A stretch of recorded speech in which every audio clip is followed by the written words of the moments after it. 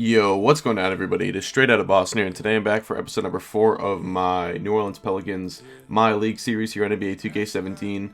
So, as you can see, Anthony Davis suffered a pinched back in the nerve towards the end of the season, and I know I originally said I was going to play a game before I got to the offseason, but I decided not to.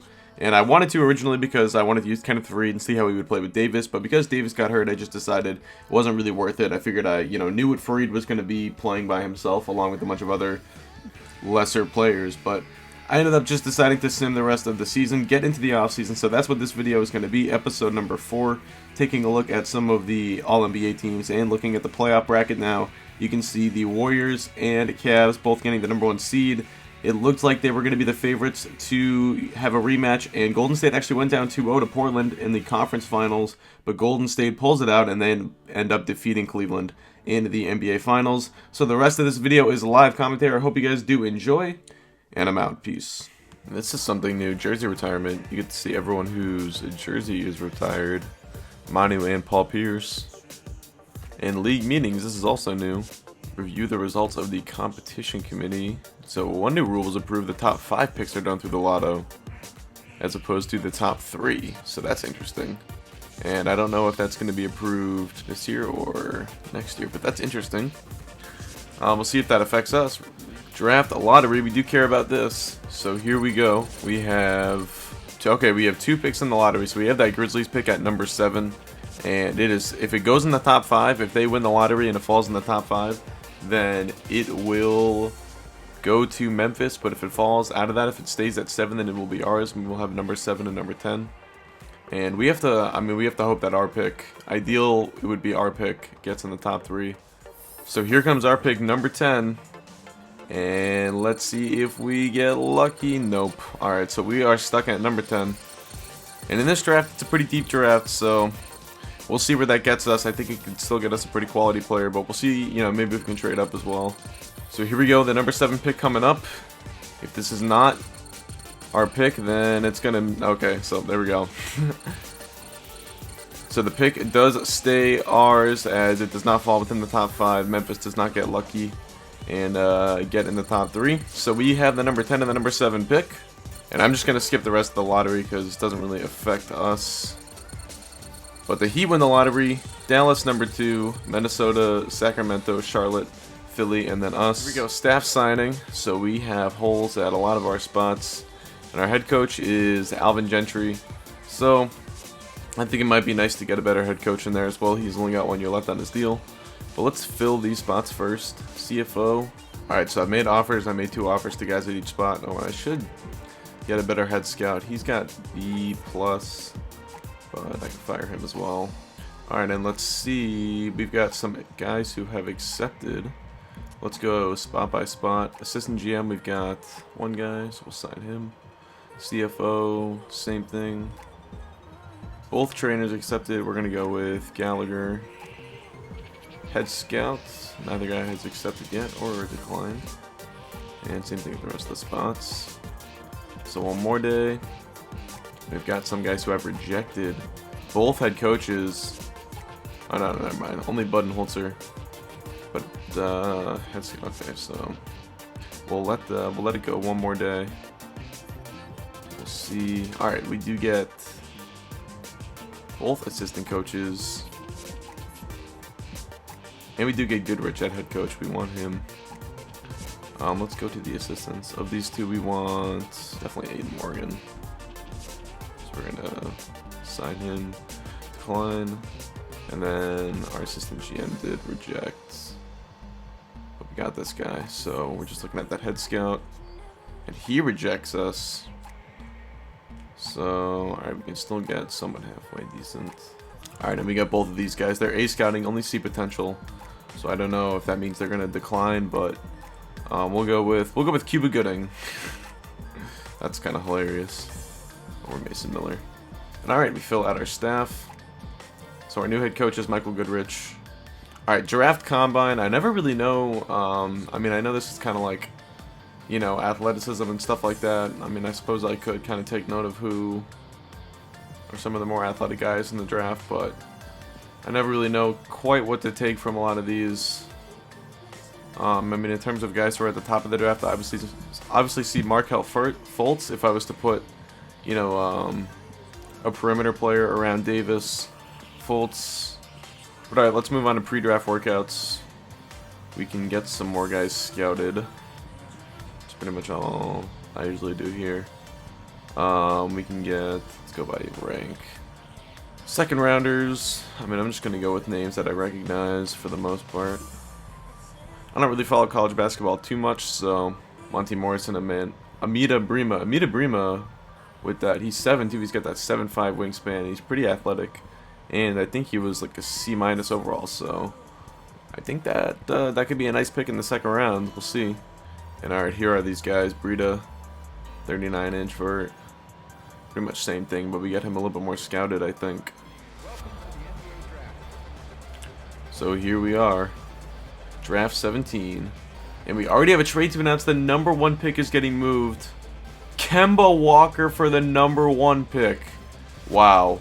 Pat Riley is making moves. So is Michael Jordan. And this is, I mean, talk about a move that will tilt the power in the NBA. I mean, this is crazy. And we'll see who gets picked.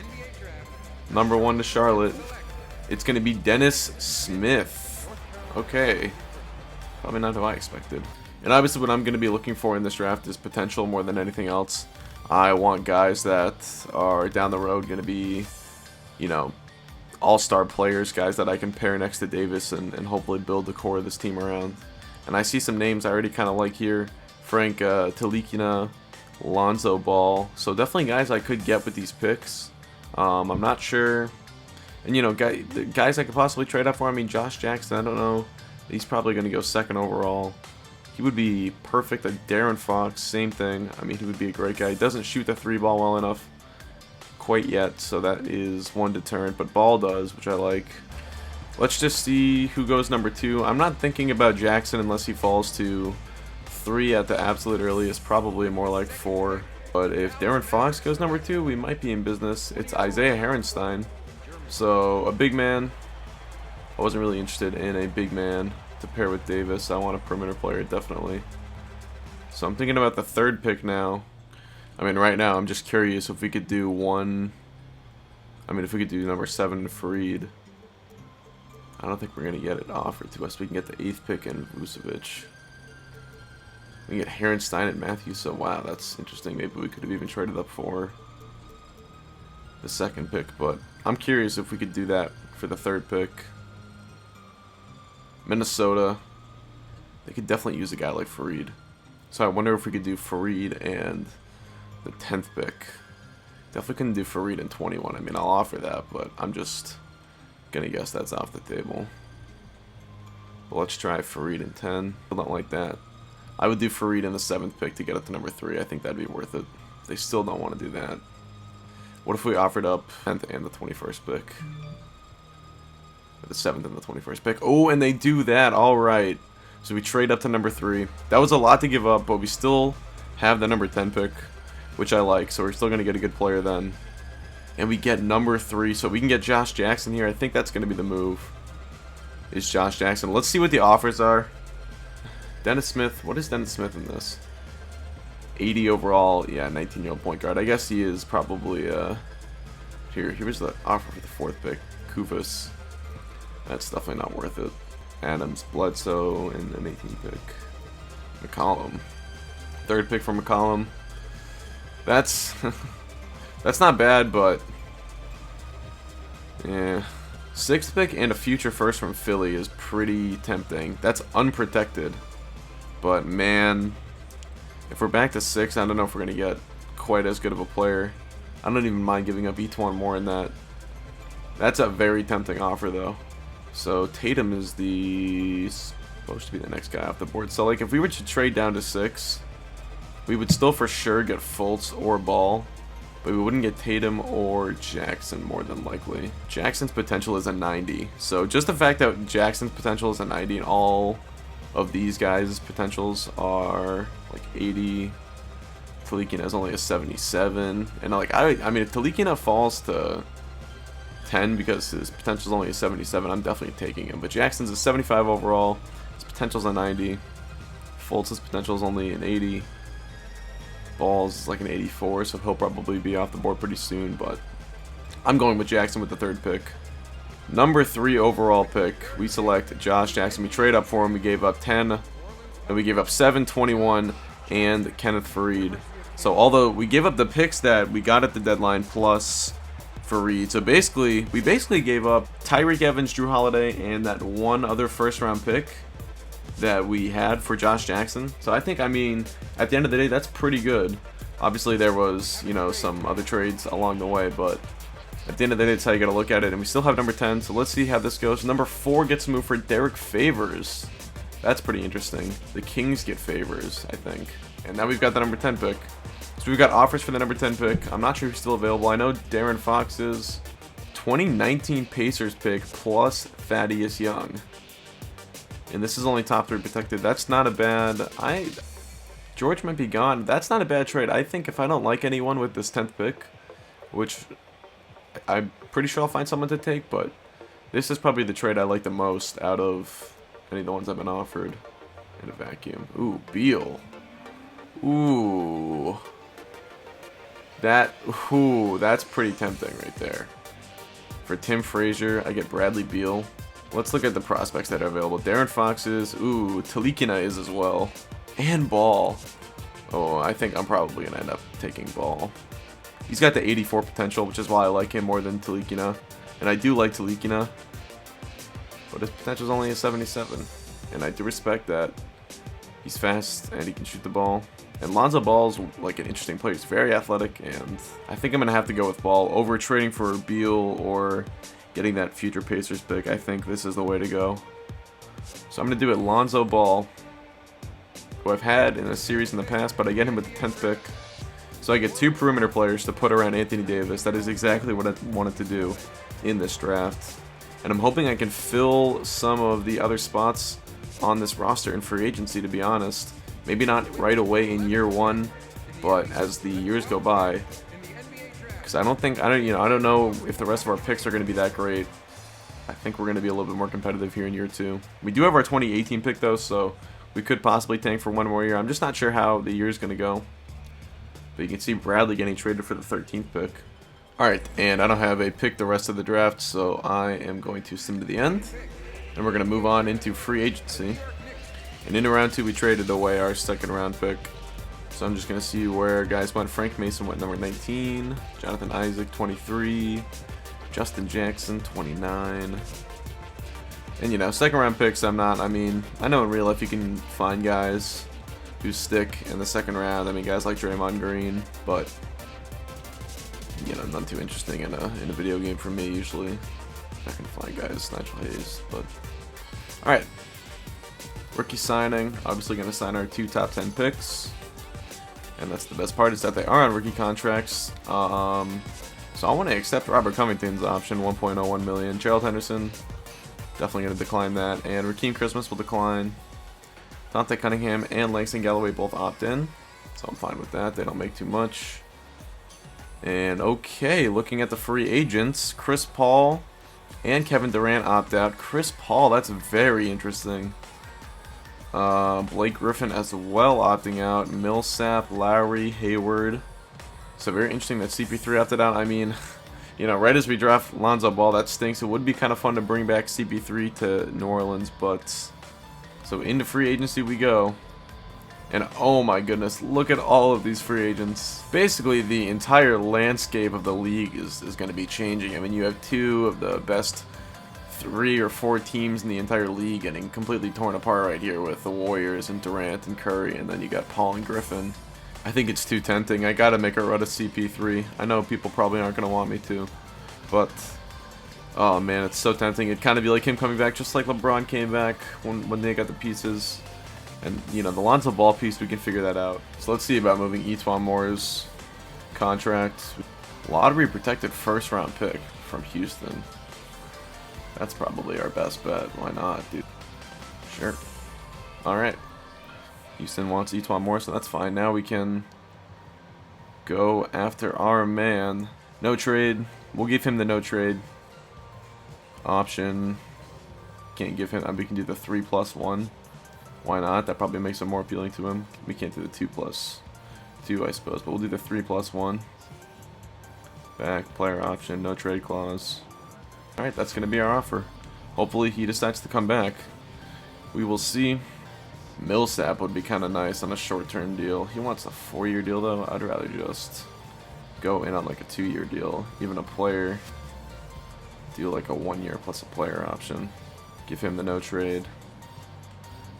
We'll offer him that. I think the thing is, if I don't get CP3, I'm content with just being bad again next year. So even if we get Millsap, I think Porter would be interesting. He wouldn't make us that much better next year. Like, we could definitely still be a bad team with him, but don't know if I want to lock. I mean, I'd rather keep the space open, I think. Kind of the same thing with Noel. He wouldn't be a bad other big to have. Might be nice to have an actual point guard who can come in and play and doesn't, you know, so we don't have to rely on Lonzo Ball. We could do a 1-year deal with Jeff Teague for like 12 million. I mean, we already unloaded the Etwan contract, which is fine. I don't mind that, but and you know, Teague is a guy we can trade. All right, I put in offers for a few more guys. I think I'm gonna be content passing on all of those mid-level free agent targets. I will. Ooh, actually, both of these guys accepted. I will take Teague. Millsap, man, that's interesting. It's gonna make us a lot better. It's gonna ruin the fact that our pick, that we have our pick this year. I just don't know if that, in the long run, I think we have to pass on that.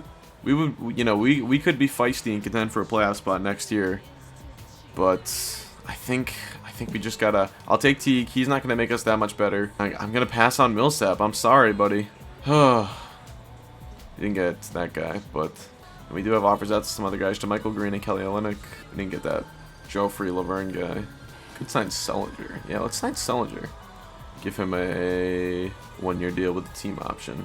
I feel like, I don't know if he's going to be too interested in this, but he's coming off of an injury. Ooh, he took that right away. Alright, so our roster is pretty much, you know, close to complete. We can take a look at it later on, but let's just skip the rest of free agency. So it's definitely going to be another transitional / rebuilding year. The key being that we own our pick for this year. So, you know, either tanking for that pick so we can draft the next guy that will add to our core, or, you know, being able to use that pick wherever it lands in the lottery to be able to trade for the guy that we add on to our core. So that's kind of the deal. Progression-wise, guys, you know, no real changes. I mean, we'll see that next year. It'll be a little more interesting. Healed goes up 2 points, so that's not too bad. His shooting gets a little better. His potential is still just B-, though, so, you know, still thinking he is more likely to just be kind of a shooter off the bench for us, you know, at best, like a Kyle Korver type. Let's skip past this. We've got Summer League I really don't care about. Same thing with 2K Hoop Summit, to be honest. I'm just going to add the next draft class, and we're going to continue to use Rubnovich's. And let's do training camps now, the most exciting time, and we'll definitely use the 2. I think we'll get 2 camps, and if we do, we'll use them both on untapped potential for Ball and Jackson. Actually, we get 3 camps. That's pretty nice. So Jackson should go from, stays at A, but I think that might get him up from 90 to maybe 93. And then Ball, it should help, B to B+. And I would do it with a guy like Healed, but he's already 23, I think, so doesn't make a ton of sense. There aren't really any other, you want to do it with someone who's young, and yeah, Healed would be the next guy at 23, so. Other than that, we can't send these two. We could do Healed to perimeter defense, maybe? Is that something you could, yeah, perimeter D. It's pretty much, I mean, I'm not worried about him offensively, so let's do that. So that is going to do it. We'll take one final look at the roster. And you can see, definitely not, I mean, probably even lower expectations than last year, but kind of put ourselves in another good spot. A guy in Teague who we could trade for possibly another first-round pick, and then 2 building blocks in Lonzo Ball and Joe Jackson. And signing Teague is going to help us bring Ball along slowly, so that'll be nice. And then, you know, we've got some other nice pieces on this roster. Covington I kind of like. Olynyk is a guy I kind of like. Michael Green's not too bad, so, you know, some pieces here and there. Sullinger, when he comes back, could be another trade chip. He's got a team-friendly contract, 1 year with a team option, so making the right moves, I think, and slowly progressing along. It's going to be more like years 3, 4, and 5 when we start to get in the mix than year 2, so just got to be patient, but that's going to do it. Hope you guys did enjoy. Next episode, probably, I'll play 1 game, and then we'll go to the trade deadline at least 1 game, so that's going to do it. Hope you guys did enjoy. Thanks for watching, and I'm out. Peace.